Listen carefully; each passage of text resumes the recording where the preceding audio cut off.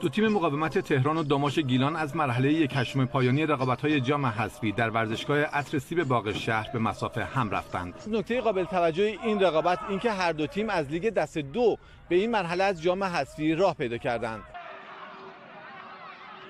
داماش گیلان که میهمان مقاومت بود با 2 گل آل کثیر در دقیقه 47 و پورصف در دقیقه 74 میزبان را شکست داد و به مرحله بعد صعود کرد.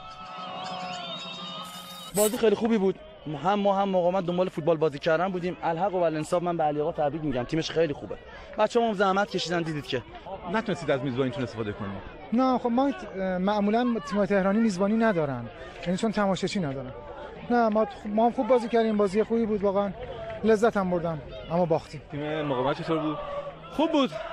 ولی بچه‌ها بیشتر تلاش کردن. تمام توانو گذاشتیم دیگه، حالا نتونستیم. حالا من نگاه می‌کردم شما میزبانید، اما فکر می‌کنم که میهمانا بیشتر از تماشاگر شما. دیگه لطف تماشاگرای داماشه دیگه، تیمشون همه جا حمایت میکنن. ما هم خب یه تیم هستیم، همه جوون سرباز و مطمئناً تیم ما و بازیکنامون در آینده روزهای بهتری رو خواهیم داشت. برنامه خاصی داریم برای آینده؟